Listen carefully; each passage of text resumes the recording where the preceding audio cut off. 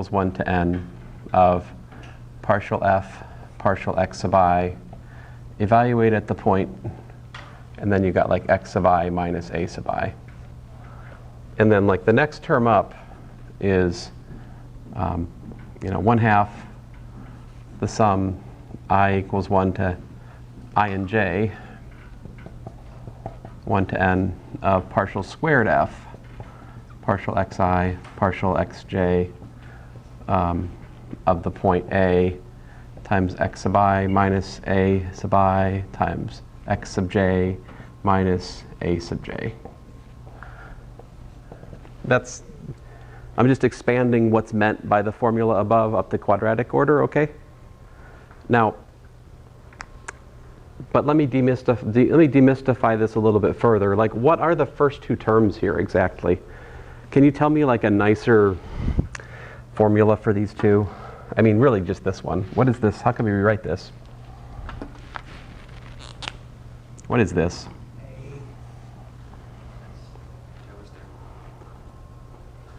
Well, this is the multivariate Taylor's theorem. That's true. And the way to derive it actually is by a chain rule applied to the single variable Taylor's theorem. Right? Sometimes I derive it in like advanced calculus, for example. You're like, is this class just one giant advertisement for advanced calculus? Well, that's not really my intention. It's just, I shouldn't prove everything here. Okay, so this is the gradient of f evaluated at the point A, dot product with x minus a. That's what that is.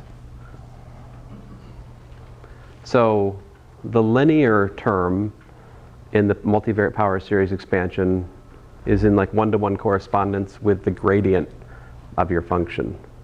If the linear terms are missing, that means the gradient 0, for example. What would this mean? What did we say a critical point was? So this term over here, generically speaking, we tend to call all of this like q. You could call it q of x if you like. This is the quadratic piece in the multivariate expansion. So, remark, if the gradient of f at the point is equal to 0, then f of x equals to what? And here x is a vector. So I usually use an r vector for that, but it's just equal to what? Well, it's equal to f of a, right?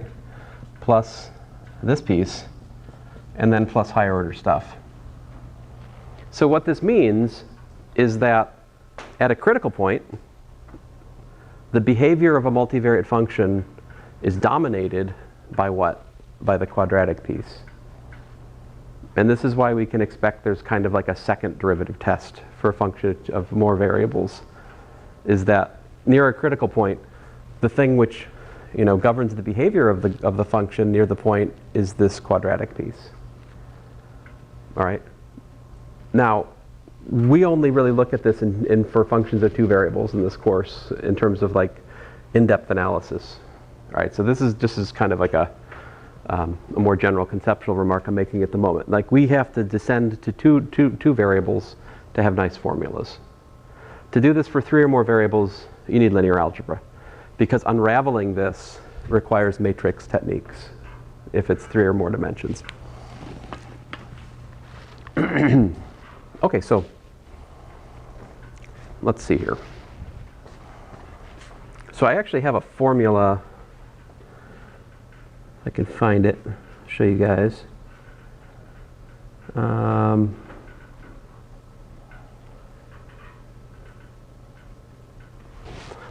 So let me do it in 2 dimensions, okay? So here's in 2 dimensions. N equals 2, here's what the formula looks like. We'd have f of xy equals to f of ab, okay, plus fx of ab times x minus a, plus fy of ab times y minus b, plus 1/2 fxx ab times x minus a squared, plus, I'm going to put a parenthesis out there, 2 fxy a comma b, x minus a, y minus b, plus fyy of a comma b times y minus b squared, close big bracket, dot, dot, dot. So this is what the multivariate Taylor expansion looks like when we just have two variables. All right? We're going to camp out and study how to do minimums and maximums primarily for functions of two variables. I have to have a relatively nice function to talk about more than two variables. I have to have a function which is nice enough that you can just understand it without linear algebra. And I'll show you an example of that as we go on, but let's just focus here for a moment. So you guys tell me, what is this right here? If I said z equals to this is what? The fill in the blank.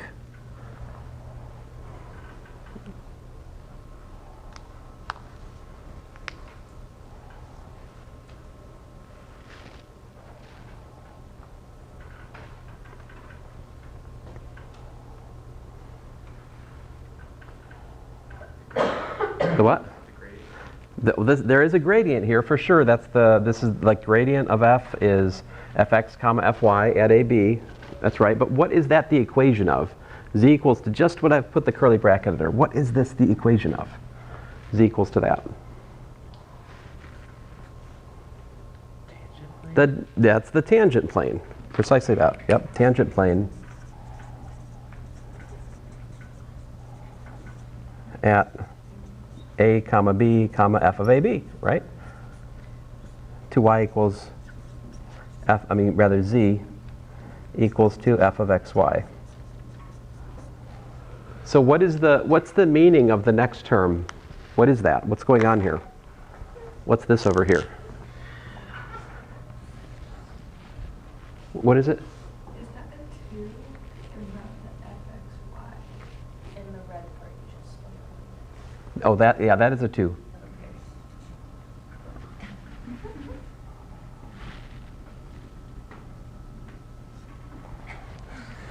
Two. So the part I just underlined in red is what? It's the quadratic approximation of z equals to f of xy, right? If I include all these terms up to here, this is the best quadratic approximation to the graph z equals f of xy. And if you keep going further, you're getting higher and higher order corrections to the graph. Yep. Wouldn't that be the first plus the second is the best quadratic approximation, and the first plus the second plus the third is the best cubic? Well, this is the best quadratic altogether. This would just be the best linear approximation, right? Like the tangent plane's the best linear approximation. So it wouldn't be just the second term. Oh no, not just the second term. It has to be all together. Yeah, fair enough. Yeah, that's the quadratic correction to the linear approximation. You know, so let's think about this. If we want to understand if you're at a critical point for two dimensions, right? And you want it to be a min or a max, what do you need as you think about this term over here? By the way, what is this? I know you might not see it at the moment, but that's exactly the quadratic form we were looking at a minute ago with Lagrange multipliers. It's a different notation, but if I was to write it like this, just change the letters for a second here. Let's say h and k instead of x and y.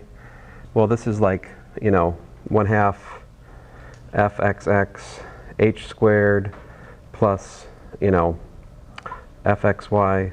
Let me just leave the half up front. How about that? So it's fxx. Son of a gun. Fine.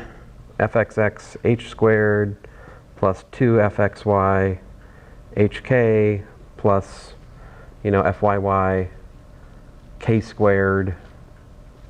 Look at it that way. In other words, it's really like ah squared plus 2bhk plus ck squared. I had, instead of h and k, I had x and y in the Lagrange multiplier example, but you see we've already analyzed what the situation is for an arbitrary quadratic form like this. When is it minimized? When is it maximized? What's the nature of this contribution?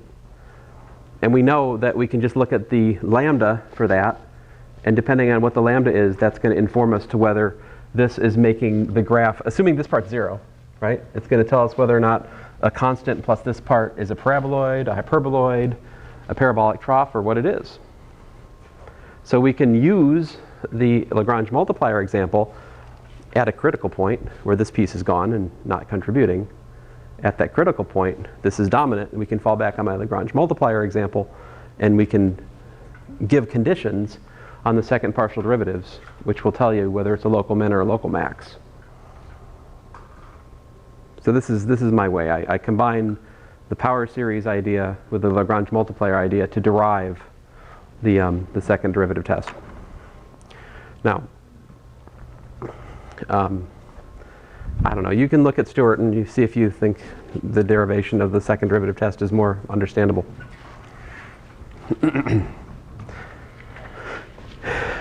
Let us look at an example here.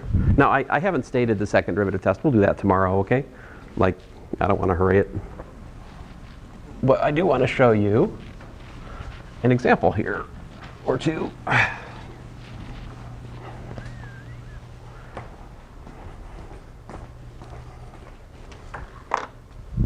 Well, maybe one. What example am I on? You guys tell me.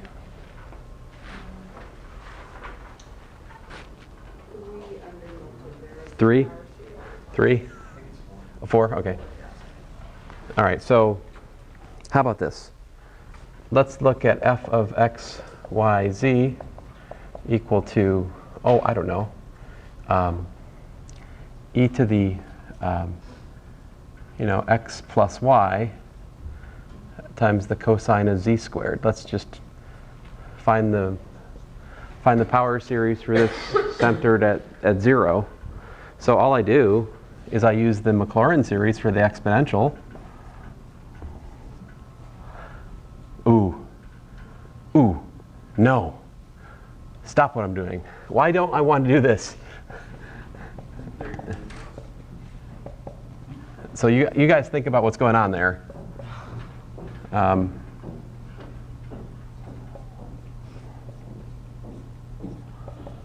So the reason I don't want to do this is I have to actually think about multiplying out the x plus y squared, which is unpleasant.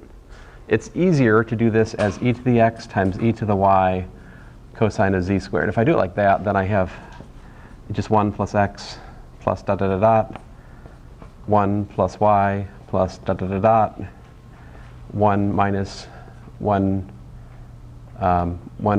half z to the fourth plus dot dot dot dot, right? So if I just want to get the multivariate series here, I can just multiply this out. I've got 1 times 1 times 1, which is 1, and then x plus y. And what's quadratic here? Looks like just xy. I think past that, oh, my bad. Is that right? What have I missed? If I'm doing to quadratic, what else do I need to write down to be careful? Yeah, I'm missing. Well, yeah, so 1 half x squared here, right? And 1 half y squared there. And if I include those, you see we also get what? 1 half x squared plus 1 half y squared. I think that's it to quadratic order. What's cubic? Well, cubic, I would get x times that. I would get like plus 1 half x y squared plus 1 half x squared y. And I think that would be it up to third order. So my point is, you can actually use the power series stuff you learned in Calculus 2 to create multivariate series. It's as simple as that. Or you can fall back on the differentiation and like derive it from scratch. And we could also play games with reading off partial derivatives from these. We'll talk more about that when we have time. But anyway, thanks guys.